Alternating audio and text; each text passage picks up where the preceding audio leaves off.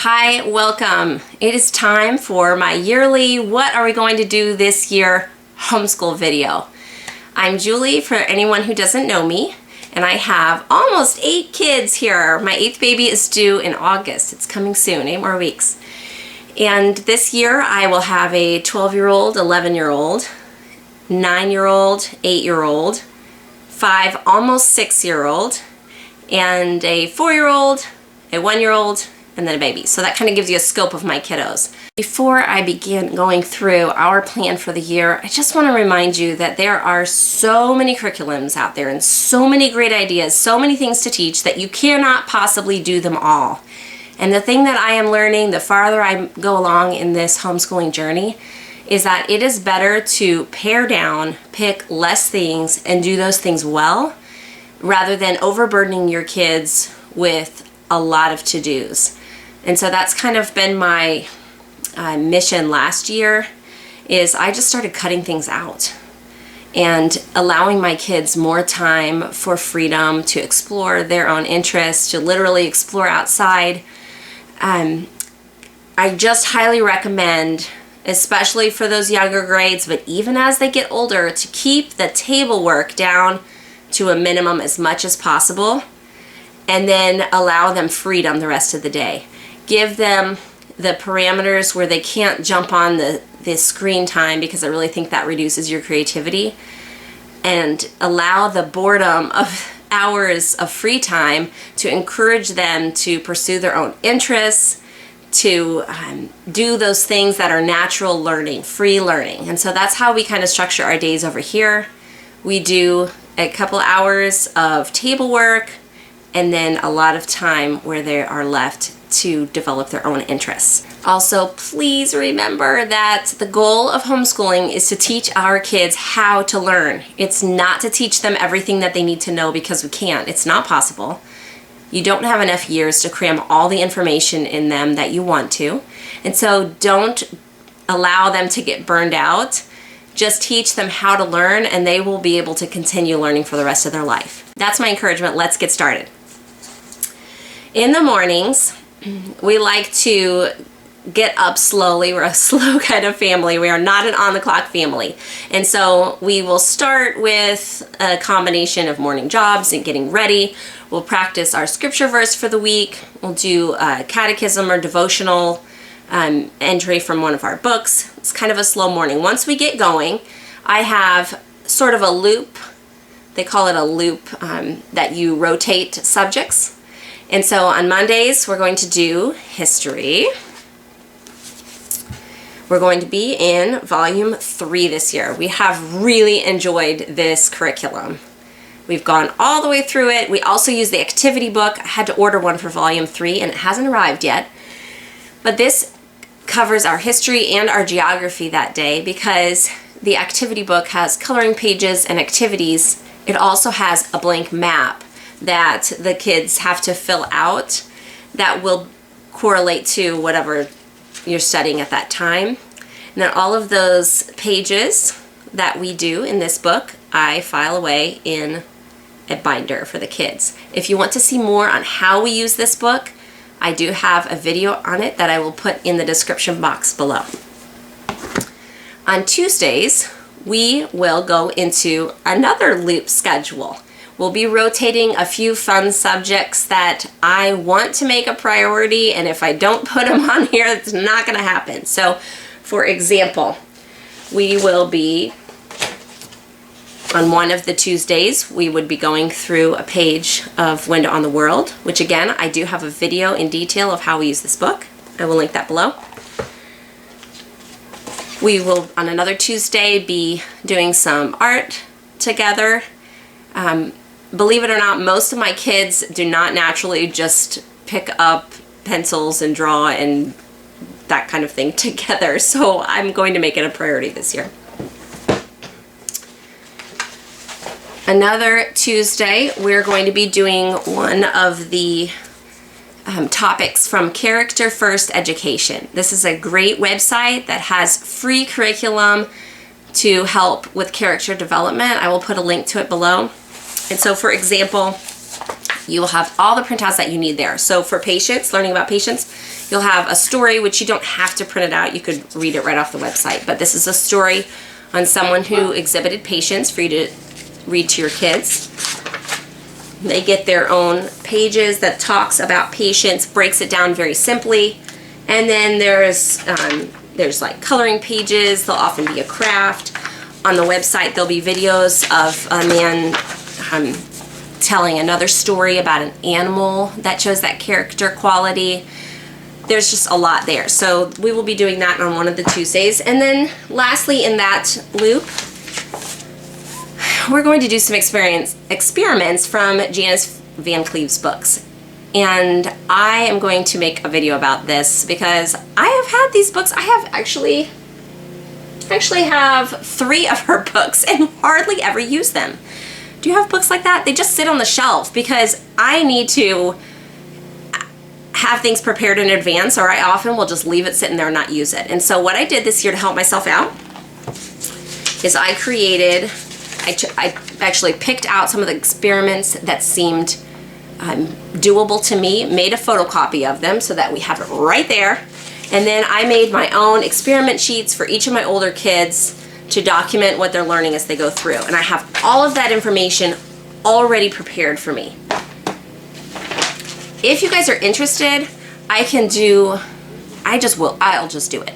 I'll make a Google Doc of some of the printouts that I've made, and I will link it below. And then you guys can go and take it and alter it, use whatever you want from it.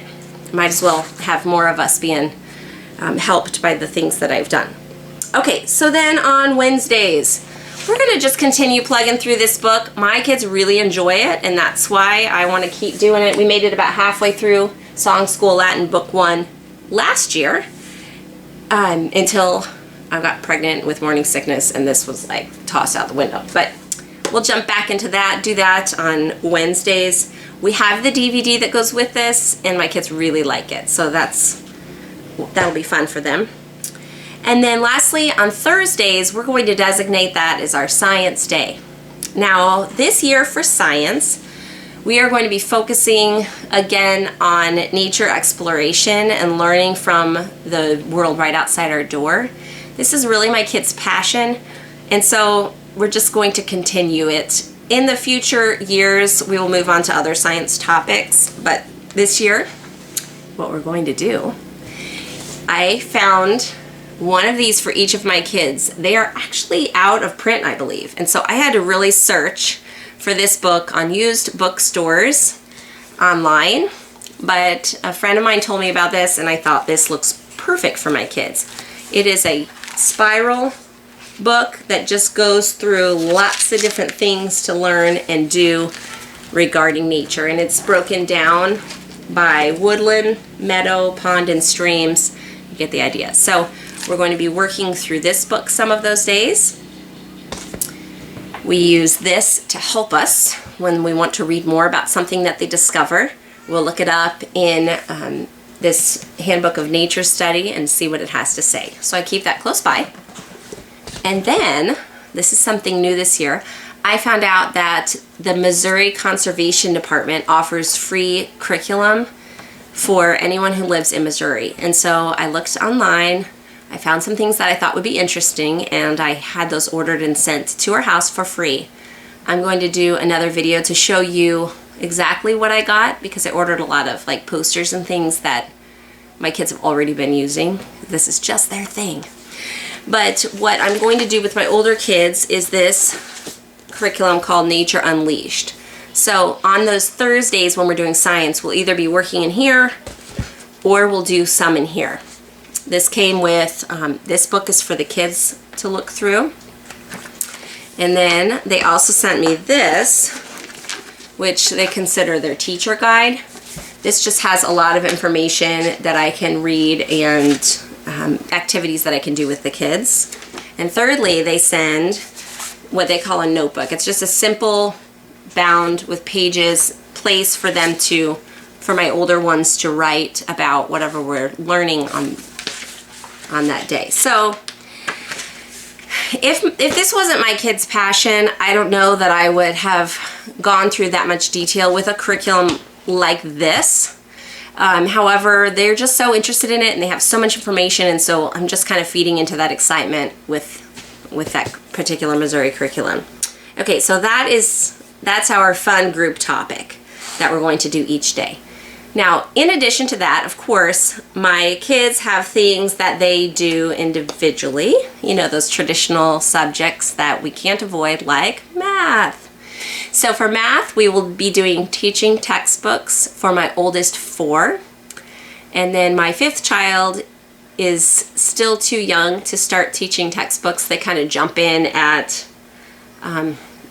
sort of like a 2nd grade-ish level, I would say, something like that, depending on where your kids are.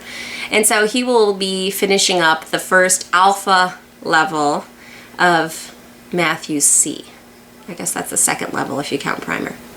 Anyway, once he finishes alpha, then I'm going to allow him to jump into teaching textbooks with the rest of the kids. That teaching textbooks, I also have a video on how we do that exactly, and I'll link that below. There's just going to be a lot of links in the description box if there's any of these things that you're interested in seeing more of. Okay, for the other thing that all of my oldest 5 will do together is our community Bible study homework. This doesn't start up until the very end of August, I believe. So for the month of July and the beginning of August when we're doing school, we won't have this part. But once it starts, we will be studying the book of Isaiah this year. And they get, I can show you from last year, I still have it here. Yeah, they get a notebook like this to complete. There's a little homework each day. And I actually will be studying the same thing in the adult book that they give me. We'll be continuing with Fix It Grammar. This is just the teacher book, and then you print out the kids' pages from an online link that they give you. So I'm not going to go into great detail because I did in the video. I went all through it. But something that I did to help them when they're forgetting certain things is in this in the book that it comes with, they have just a brief description of like what are articles and nouns and pronouns, you know, all of those main things. And so I photocopied it and laminated it so that I can stick it in my kids' binders if they get stumped, because they do this independently. I don't really help them with this program unless they're confused. So I'm going to continue that. And then secondly, for writing, I gave my kids a choice. They could either, for the older ones, they could either do a full page. Okay, Bubba. You watching with the kids? They could either do a full page of copy work, or they could continue this program, which we had dabbled in last year, which is the IEW, Teaching Writing. It is an excellent curriculum. My daughter was not a fan. My son enjoyed it. And so last year I tried to do it both together for them. This year I gave him a choice. As you can imagine, my son picked that he would do this each day and work through that writing curriculum. And my daughter just wants to do copy work. I cannot tell you enough the benefits of just doing copy work with your kids. And if I can find her video, I will link it below on how Darcy Isabella talks about copy work and the benefits of it. She's another YouTuber who has simplified her kids' homeschooling more than I have, and I'm striving to do so. But oh, we have a visitor. Anyway, copy work alone teaches spelling. Oh, okay, sorry.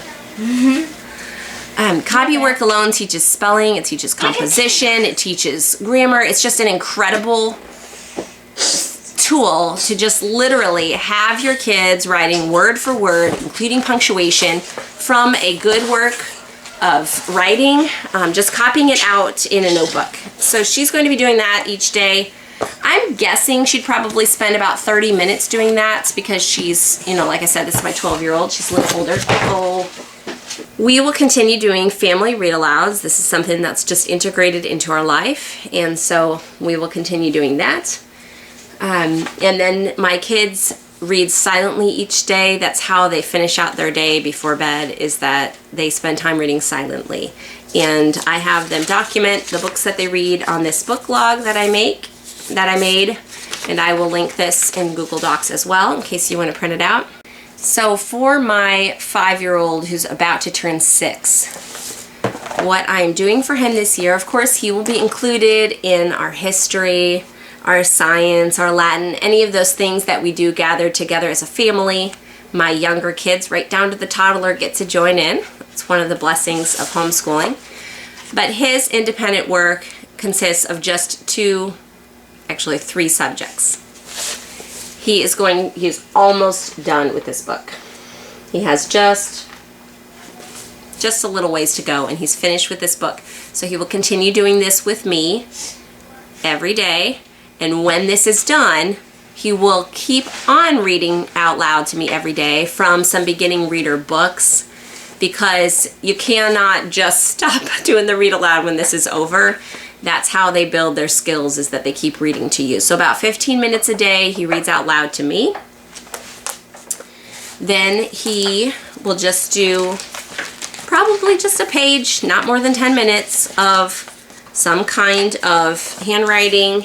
You can print out free sheets online. I happen to have a workbook that somebody gave us, and so I broke it apart and put it in his binder here. Just basically to practice basic handwriting. And he will be doing math, you see, like I talked about earlier. And lastly, my 4-year-old has, I just follow my kid's lead, and he was already figuring out how to sound out words when he was still 3. And so I went ahead and started him in the Teach Your Child to Read book because he wanted to do what his brother was doing. And he's